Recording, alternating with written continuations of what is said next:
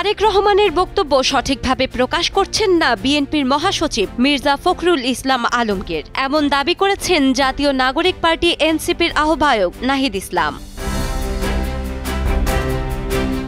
সম্প্রতি একটি সাক্ষাৎকারে বিএনপি মহাসচিব বলেছেন, জাতীয় সরকারের কোনো প্রস্তাবনা ছাত্রদের পক্ষ থেকে তাদের দেওয়া হয়নি, তারা অন্য মাধ্যমে এই প্রস্তাবনা পেয়েছিল।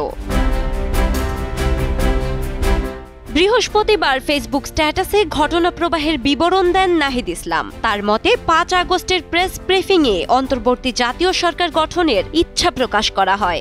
এরপর ভার্চুয়াল সভায় তারেক রহমানের কাছে ছাত্র আন্দোলনের পক্ষ থেকে জাতীয় সরকার ও নতুন সংবিধানের প্রস্তাব পেশ করলে তিনি এতে অসম্মতি জানান, বরং নাগরিক সমাজের সদস্যদের নিয়ে নির্বাচনকালীন অন্তর্বর্তী সরকার গঠনের পরামর্শ দেন। তখন প্রধান উপদেষ্টা হিসেবে ডক্টর মোহাম্মদ ইউনূসের নাম প্রস্তাব করা হয়। সেই সূত্রে ছাত্রদের কাছ থেকে জাতীয় সরকার গঠনের কোনো প্রস্তাব না পাওয়ার বিষয়ে বিএনপি মহাসচিব মির্জা ফখরুল ইসলাম আলমগীরের বক্তব্যকে মিথ্যা আখ্যা দিয়েছেন নাহিদ ইসলাম।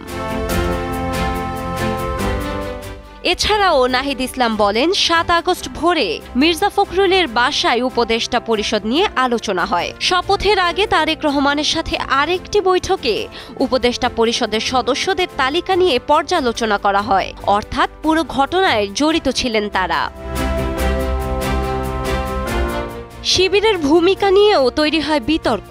শিবির নেতা সাদিক কায়েমের দাবি, ছাত্র শক্তির গঠন প্রক্রিয়ায় শিবির জড়িত ছিল, যা একেবারেই ভিত্তিহীন বলে দাবি করেন নাহিদ ইসলাম। তার মতে শিবিরের সাথে আন্দোলনকারীদের যোগাযোগ ছিল, কিন্তু তারা কখনোই রাজনৈতিক সিদ্ধান্ত প্রক্রিয়ার অংশ ছিল না। ৫ আগস্টের পর এই পরিচয় ব্যবহার করেছে তারা। শিবিরের কিছু অংশ অভ্যুত্থানের কৃতিত্ব একচেটিয়াভাবে দাবি করার চেষ্টা করছে, যা বানোয়াট।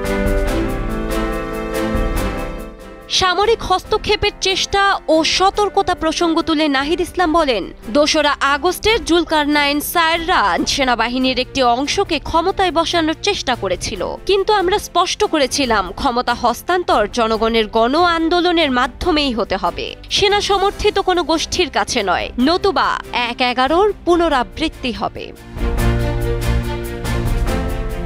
ডেস্ক রিপোর্ট, সময়ের আলো।